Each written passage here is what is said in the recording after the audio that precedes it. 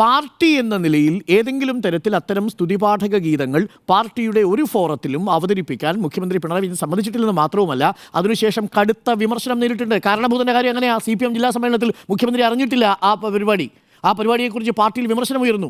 പാർട്ടിയുടെ നേതാവായിരിക്കുമ്പോഴാണ് P. ജയരാജനുമായി ബന്ധപ്പെട്ട്. പക്ഷേ ഒരു മുഖ്യമന്ത്രി ആയിരിക്കുന്ന സമയത്ത് PR വർക്കുകളും ഏജന്റുമാരും ഒരുപാട് പേര് വാഴ്ത്തിപ്പാടാനും പൊഴുത്തിപ്പാടാനും ഉണ്ടാവും. അതിനൊന്നും നിങ്ങൾക്ക് ഒരു മുഖ്യമന്ത്രി എന്ന നിലയിൽ എന്നെ ഇനി ഈ നാട്ടിലാരും വാഴ്ത്തിപ്പാടാൻ പാടില്ല എന്ന് പറഞ്ഞിട്ടില്ല.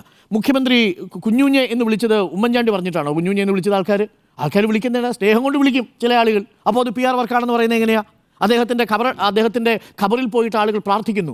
ദൈവത്തെ പോലെ കണക്കാക്കുന്ന മനുഷ്യരുണ്ട്. അത് ഉമ്മൻചാണ്ടിയുടെ കുറ്റം കൊണ്ടാണോ? ഉമ്മൻചാണ്ടി സ്നേഹിക്കുകയും ആദരിക്കുകയും ചെയ്യുന്ന മനുഷ്യരാണ്. അവിടെ പോയിട്ടാണല്ലോ എല്ലാവരും അദ്ദേഹത്തിന്റെ വിലാപയാത്രയിൽ തിരുവനന്തപുരം മുതൽ പുതുപ്പള്ളി വരെ ആ വിലാപയാത്ര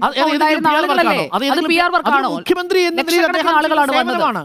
ആ സേവനത്തിന് കിട്ടുന്നൊരു അംഗീകാരമാണ്. അത് ആ ഘട്ടത്തിൽ കിട്ടുന്നുണ്ടായിരിക്കാം. അതിന് ചുറ്റുപാടും സ്തുതിപാഠകരാണ് എന്ന നിഗമനത്തിലേക്ക് എത്തുന്നത് ഒട്ടും ശരിയായ കാര്യമല്ല. എന്നാൽ അതേസമയം തന്നെ ഈ പറയുന്ന വാഴ്ത്തുപാട്ടുകളുടെ ഒരു ഫ്യൂഡൽ പാരമ്പര്യം തുടരുന്നത് പാർട്ടി ശരിയാണോ എന്നുള്ളത് പാർട്ടിയാണ് പരിശോധിക്കേണ്ടത്. പക്ഷേ ഇത് പാർട്ടി ഇതിനകത്ത് നേരിട്ട് ഉൾപ്പെട്ടിട്ടില്ല എന്നുള്ളത് കൊണ്ടാണ് ഞാൻ ഈ പറഞ്ഞത്.